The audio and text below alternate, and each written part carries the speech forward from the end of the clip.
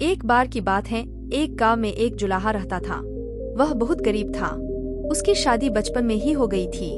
बीवी आने के बाद घर का खर्चा बढ़ना था, यही चिंता उसे खाए रहती थी। फिर गांव में अकाल पड़ा, लोग कंगाल हो गए। जुलाहे की आय एकदम खत्म हो गई। उसके पास शहर जाने के सिवा और कोई चारा न रहा। शहर में उसने कुछ महीने छोटे मोटे काम किए। जब थोड़ा सा पैसा उसके पास आ गया और गांव से खबर आने पर कि अकाल समाप्त हो गया है, वह गांव की ओर चल पड़ा।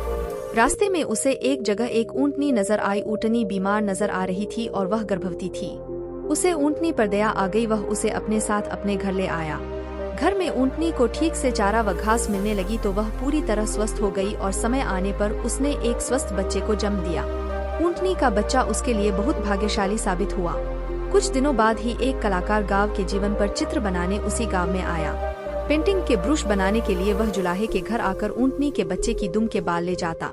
लगभग 2 सप्ताह गांव में रहने के बाद चित्र बनाकर कलाकार उस गांव से चला गया। इधर ऊंटनी खूब दूध देने लगी तो जुलाहा उसे बेचने लगा।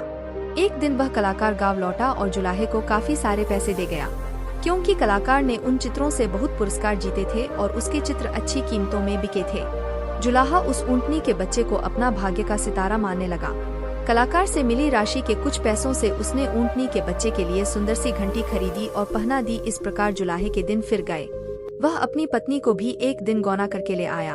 ऊंटनी के जीवन में आने से जुलाहे के जीवन में जो सुख आया, उससे जुलाहे के दिल में इच्छा हुई कि जुलाहे का धंधा छोड़ क्यों वह ऊंटों का व्यापारी ही बन जाए। उसकी पत्नी भी उससे पूरी तरह सहमत हुई।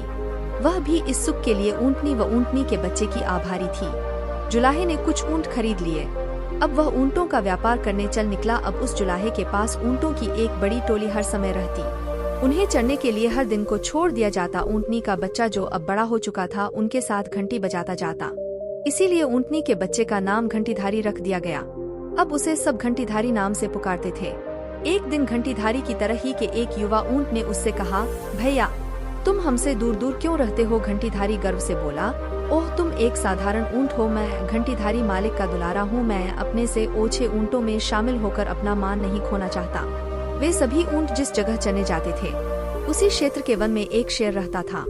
शेर एक ऊंचे पत्थर पर चढ़कर ऊंटों को देखता रहता था। उसे एक ऊंट बाकी ऊंटों से अलग थलग रहता नजर आया। जब भी शेर किसी जानवर के झुंड पर आक्रमण करता है तो वह किसी अलग थलग पड़े को ही चुनता है। घंटीधारी की आवाज के कारण यह काम और भी सरल हो गया था। बिना आंखों देखे वह घंटी की आवाज पर घात लगा सकता था। दूसरे दिन जब ऊंटों का दल चलकर लौट रहा था, तब घंटीधारी बाकी ऊंटों से 20 कदम पीछे चल रहा था। शेर तो घात लगाए बैठा ही था। घंटी की आवाज को निशाना बनाकर वह दौड़ा और उसे मारकर जंगल में खींच ले गया।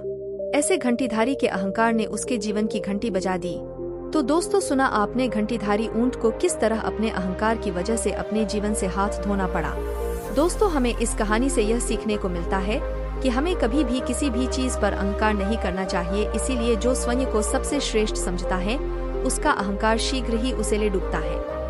दोस्तों, यह मोटिवेशनल स्टोरी आपको कैसी लगी हमें कमेंट करके बताएं और इस कहानी को अपने दोस्तों के बीच ज्यादा से ज्यादा शेयर करें। और अगर आपको इस वीडियो से कुछ सीखने को मिला है तो कृपया हमारे चैनल मोटिवेशनल स्टोरी स्टेशन को सब्सक्राइब जरूर करें।